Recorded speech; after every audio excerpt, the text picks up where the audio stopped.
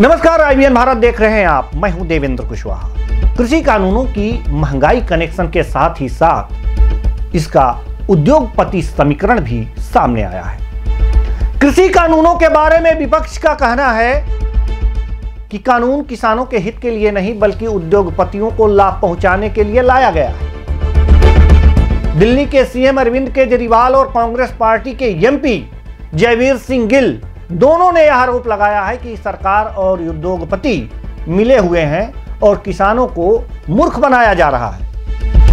इनकी बातों में कितनी सच्चाई है यह आप तय करेंगे, लेकिन उससे पहले बारी बारी से इन दोनों नेताओं के बयानों पर गौर फरमाते हैं। सबसे पहले हम आपको कांग्रेस नेता और MP जयवीर सिंह गिल का वह वीडियो दिखाते हैं जिसमें वह कह रहे हैं कि अंबानी और अडानी ने किसान कानून से पहले ही 25 एग्रो कंपनियां रजिस्टर्ड करा रखी है।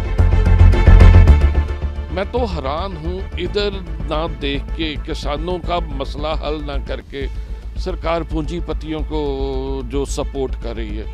मेरे पास आज लिस्ट आई है अडानी और अंबानी ग्रुप ने। इन्होंने पिछले 4 महीने से 53 एग्रो बेस्ड नई कंपनीज रजिस्टर्ड कराई है with the registrar of the company. इससे क्या सरकार से मिली भुगत साबित होती? क्या वो उनको क्या सपना आ रहा है कि ये बिल आने हैं, हमने पहले ही अपनी कंपनी से रजिस्टर्ड करा लें और ये काम करने के लिए? देखिए, देश का किसान जाग चुका है, एकमुठ है और सरकार को उनकी बात माननी पड़ेगी। अब मैं आपको दिल्ली के CM अरविंद केजरीवाल को भी सुनवाना चाहूंगा, जिन्होंने सीधे सरकार पर आरोप लगाया है कि यह कानून पूंजीपतियों को लाभ पहुंचाने के लिए लाया गया है। सुनिए जरा गौर से। तो यह पूरा कानून किसानों के खिलाफ है, आम आदमी के खिलाफ है। केवल और केवल कुछ चंद पूंजीपतियों को फायदा पहुंचाने के लिए कानून लाया गया।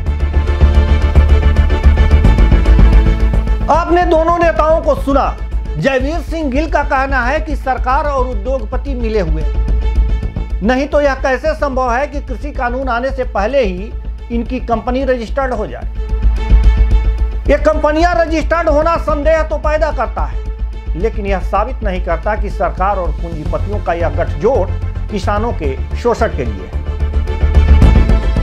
अब आपको मैं दिल्ली के CM अरविंद केजरीवाल का वह वीडियो दिखाने जा रहे हैं जिसमें वो कह रहे हैं कि इस कानून से महंगाई बढ़ेगी, लेकिन साथ ही साथ उन्होंने यह भी कहा है कि इस कानून से अनाज के दाम बढ़ेंगे। यह वीडियो मैं पहले दिखा चुका अपने पिछले प्रोग्राम में, लेकिन इसलिए यहां पर दिखाना जरूरी हो जाता है कि आपको सच्चाई समझ में आ जाए।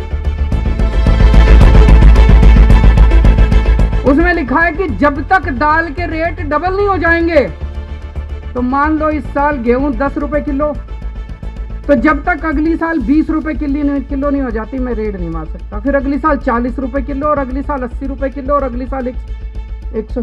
तो 4 साल के अंदर गेहूं 16 गुना महंगी हो जाएगी। दिल्ली के CM का कहना है कि 4 सालों में अनाज का दाम 16 गुना बढ़ जाएगा। अगर अरविंद केजरीवाल की बातों को मान लिया जाए कि अनाज का दाम 16 गुना बढ़ जाएगा, ऐसे में फायदा किसको मिलेगा? मान लेते हैं कि आज पहली बार 40 रुपए किलो प्याज बिकी, साल भर में इसका दाम बढ़ते बढ़ते 80 रुपए किलो हो जाएगा। तो केजरीवाल जी की बातों पर ही विश्वास करें तो अगले साल अपना प्याज किसान 80 रुपए किलो बेचेगा। ऐसे में फायदा किसान को ही होना है। लेकिन एक बात और जो किसानों को सरकार से तय कर लेनी चाहिए वो यह कि इस अनुपात में कृषि का लागत न बढ़े, जैसे खाद का दाम, दवाएं। हाँ, बीज के दाम तो बढ़ेंगे ही बढ़ेंगे और उस पर आपत्ति नहीं होनी चाहिए। साथ ही साथ एक बात और सामने आ सकती है कि अगर बिचौलिए जमाखोरी करके मार्केट में अनाज उस समय ला दें जब किसानों की फसल तैयार हुई हो, ऐसे में अनाज के दाम गिर सकते हैं।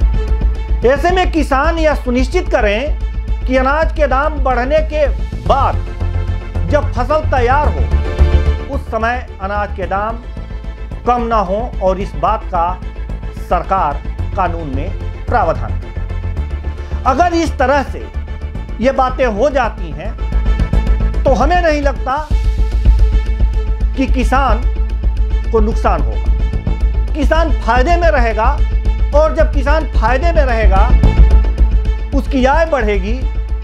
उसकी जब आय बढ़ेगी तो हमारा किसान सुखी होगा और जब मेरा किसान सुखी होगा तो देश की 60% जनसंख्या सुखी होगी। फिलहाल इस बुलेटिन में इतना ही।